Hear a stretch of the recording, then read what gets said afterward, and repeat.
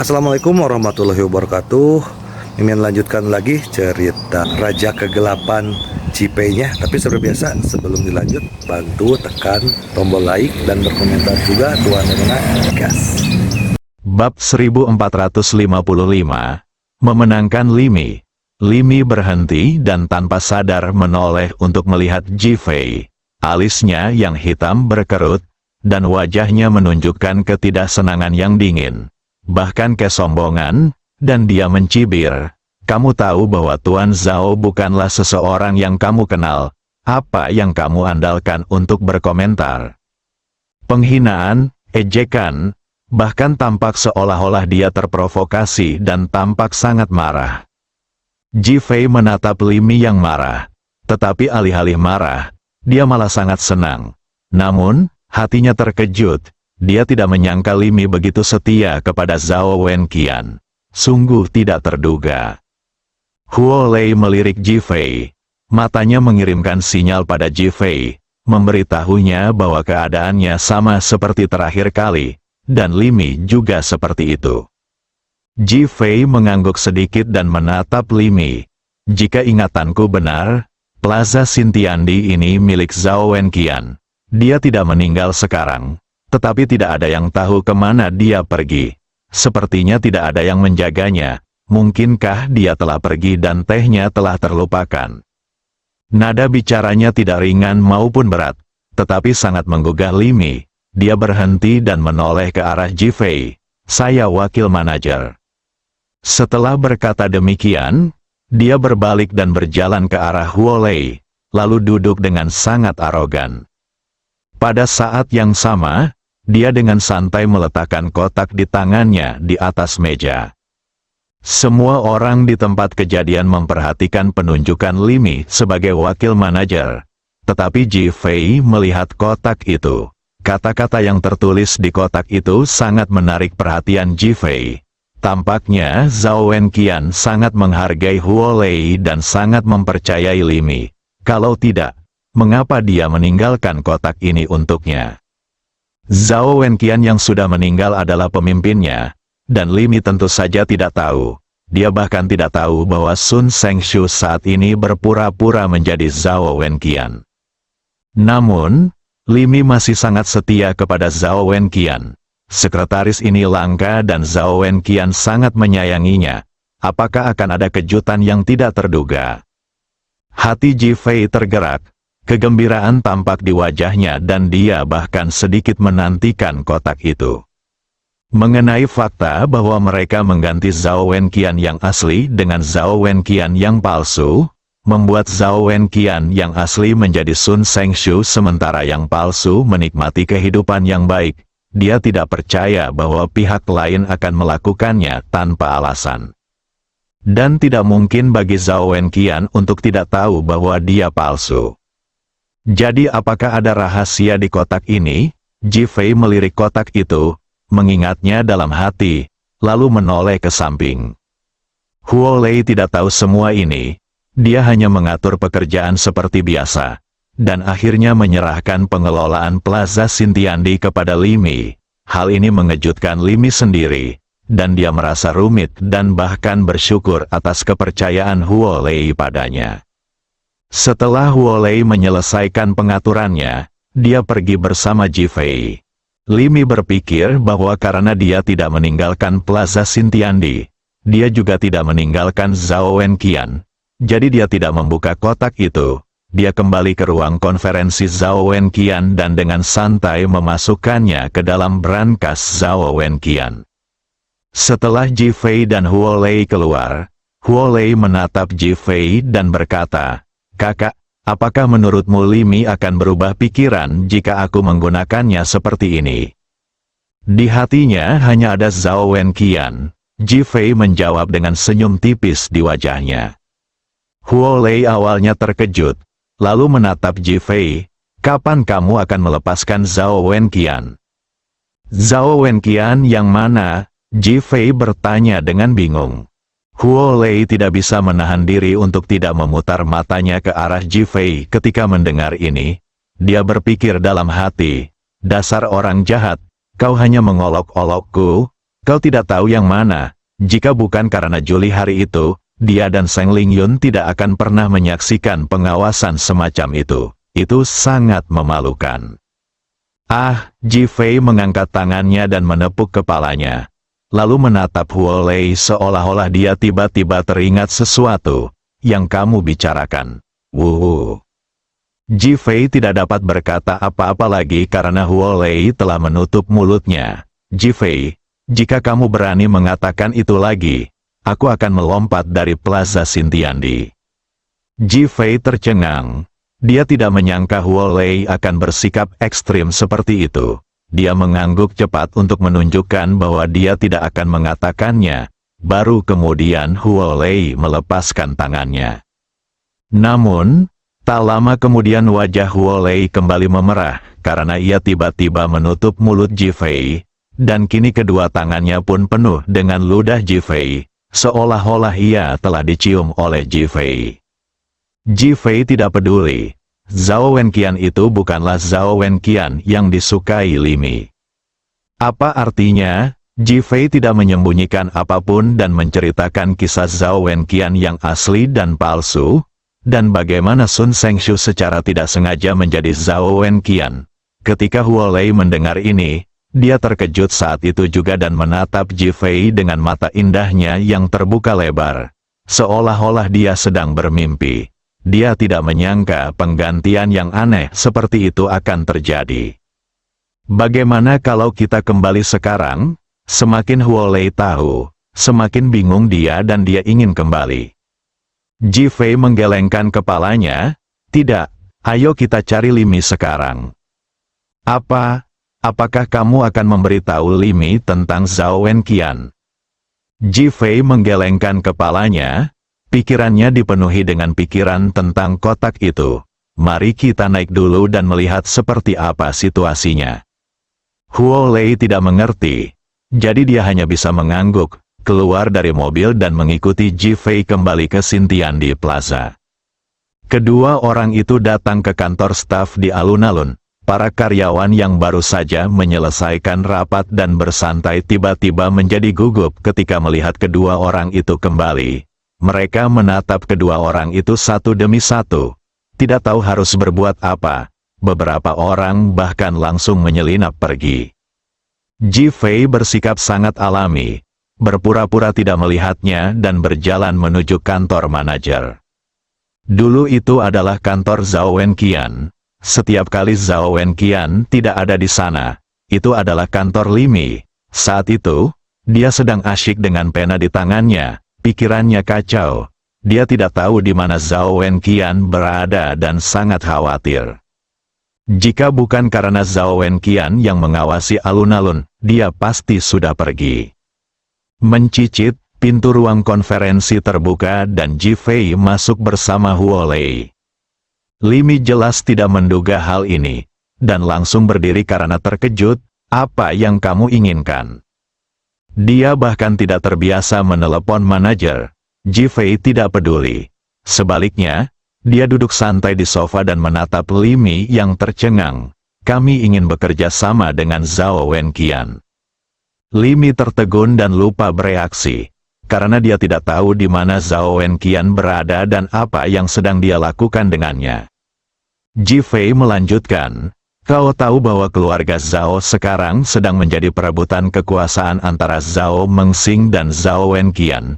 Kau terjebak di tengah-tengah dan hanya menjadi sasaran tinju. Itulah sebabnya kau diusir hari ini. Dalam situasi saat ini, tidak diragukan lagi yang terbaik adalah bekerja sama dengan kami. Setelah Ji Fei selesai berbicara, Limi sudah tersadar, tetapi dia menggelengkan kepalanya. Kamu yang menyebabkan Wen Qian tidak menikah dengan Ji Meiyan, jadi dia jadi bahan tertawaan.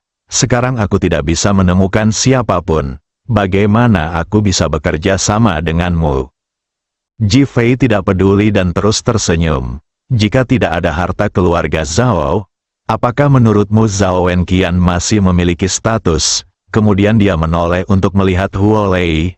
Plaza dunia baru ini diberikan kepada kita oleh Tuan Zhao untuk membangun keluarga Zhao yang baru, kan? Huo Lei tidak mengerti maksudnya. tetapi dia tetap mengangguk. Begitulah. Ji Fei menatap Li Mi lagi. Sekarang ini adalah situasi yang menguntungkan semua pihak. Pikirkanlah. Li Mi berpikir keras. Bab 1456 isi kotak Li Mi tahu betul mengapa Zhao Mengsing membawa Xiao Chen ke sini hari ini, yaitu untuk merebut plaza dunia baru milik Zhao Wenqian. Ini adalah markas Zhao Wenqian. Jika dirampok, pihak lain akan menggunakan ini sebagai titik awal untuk merebut lebih banyak lagi. Akibatnya, Zhao Wenqian secara alami akan kehilangan segalanya. Dia setia kepada Zhao Wenqian, tetapi dia tidak bisa melindungi barang-barang Zhao Wenqian. Jika bukan karena Ji Fei dan Huo Lei, dia mungkin sudah pergi. Pergilah, dia tidak takut. Yang saya takutkan adalah barang-barang Zhao Wenqian akan hilang. Jika itu terjadi, Zhao Wenqian tidak akan punya apa-apa saat kembali. Sungguh menyedihkan. Dia mencintai Zhao Wenqian, jadi tentu saja dia harus melindungi Zhao Wenqian, melindungi semua hal tentang Zhao Wenqian, dan memberikan segalanya untuk Zhao Wenqian. Musuh dari musuhku adalah temanku. Ji Fei memiliki dendam terhadap Zhao Mengsing, jadi dia adalah kaki tanganku. Setelah memikirkannya, dia merasa lega. Lebih seperti dia melihat harapan, dan mengangguk pada Ji Fei. Aku setuju dengan permintaanmu. Mulut Ji Fei melengkung ke atas. Taruhannya benar.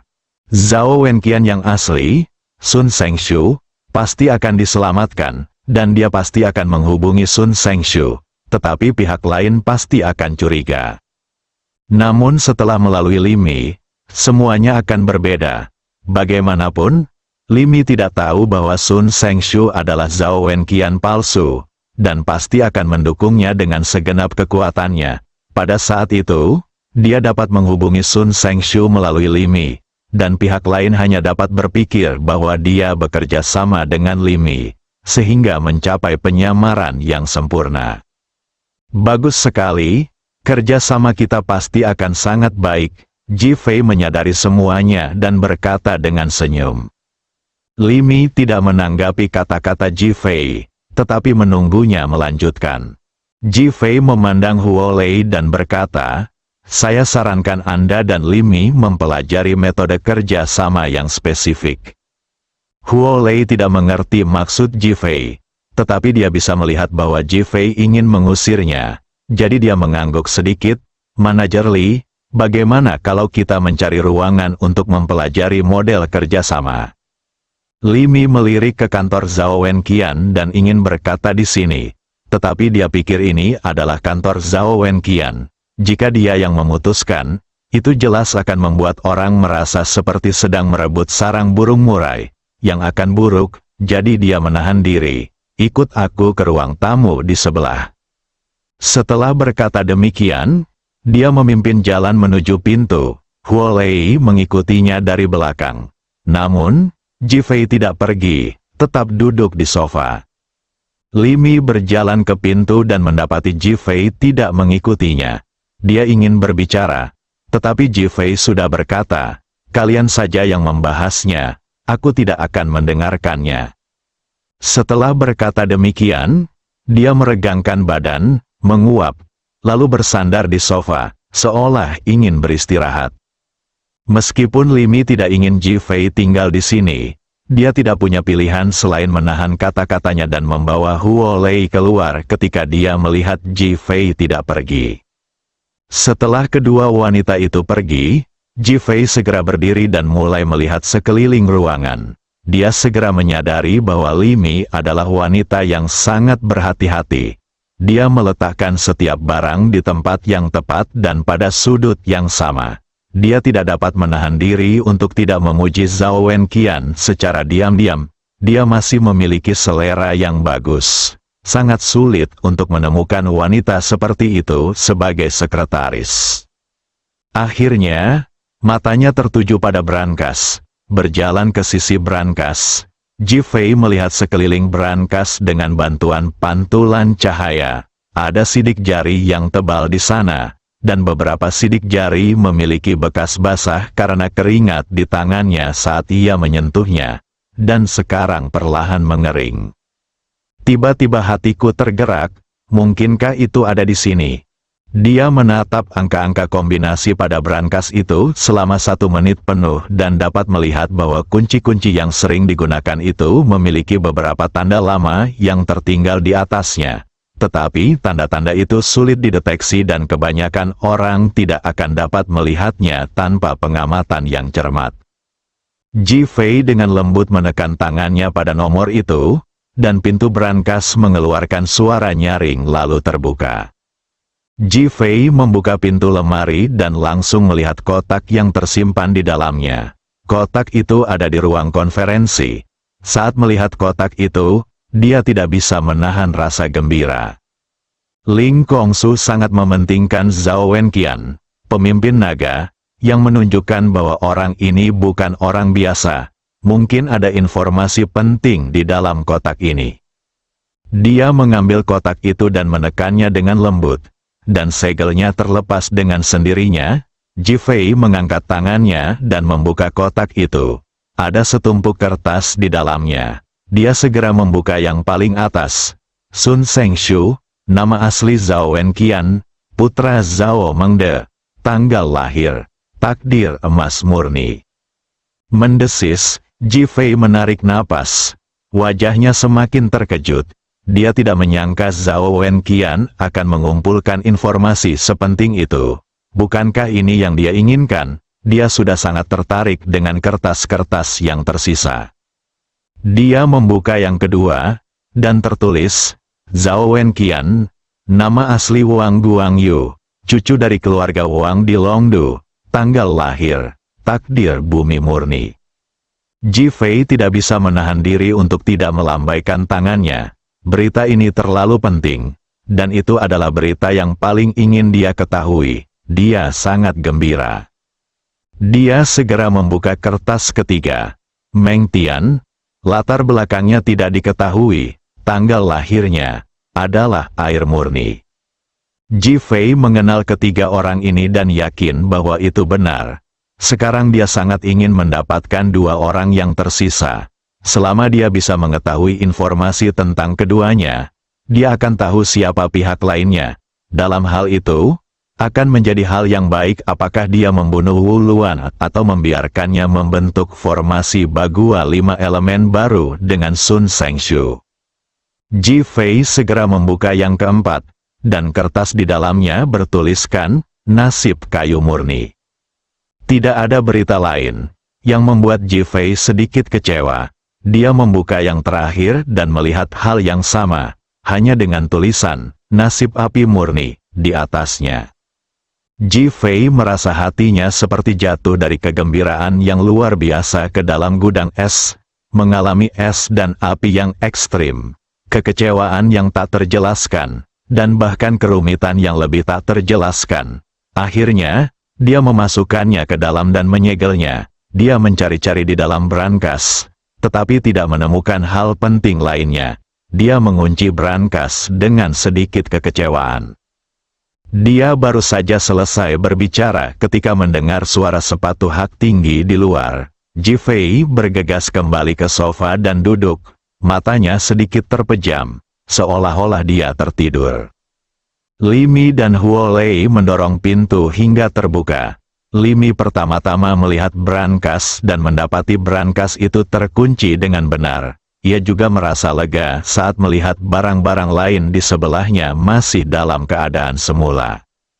Menatap Ji Fei yang tengah tertidur di sofa, dan melirik Huo Lei, matanya seakan bertanya, apakah karena dia terlalu banyak tidur dan sangat lelah, sehingga dia bisa tertidur kapan saja. Huo Lei juga merasa Ji Fei agak aneh. Tetapi dia tidak bertanya, hanya tersenyum dan berkata, Manajer Li, manajemen Plaza Xintiandi akan menjadi perhatian Anda di masa mendatang.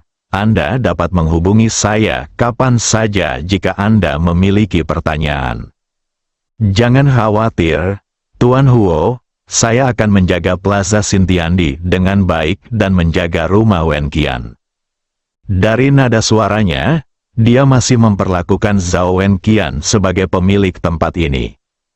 Huo Lei tidak banyak berpikir, hanya mengangguk. Kalau begitu, Jifei dan aku pergi dulu, hubungi aku jika ada sesuatu. Li Mi mengangguk, melihat Jifei masih tertidur. Huo Lei berjalan mendekat dan menarik Jifei. Kakak, ayo pergi. Mau kemana? Tidur? Jifei bertanya seolah dia baru saja terbangun dari mimpi. Desir, wajah Huo Lei memerah saat itu.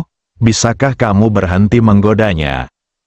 Li Mi menyapukan pandangannya ke wajah kedua orang itu. Tatapannya penuh dengan penghinaan dan ejekan. Dia benar-benar lelah. Jifei tampaknya juga terbangun. Aku hanya tertidur dan bermimpi. Dia berdiri, sengaja menyeka sudut mulutnya, seolah menyeka air liur, dan berjalan menuju pintu. Ada senyum di wajahnya. Tetapi dia tidak membocorkannya. Dia masih penuh harapan untuk kantor ini dan bahkan merasa bahwa itu adalah umpan yang bagus. Huo Lei merasa bingung dan linglung. Dia mengikuti di belakang dengan wajah memerah. Dan mereka berdua pergi. Bersambung.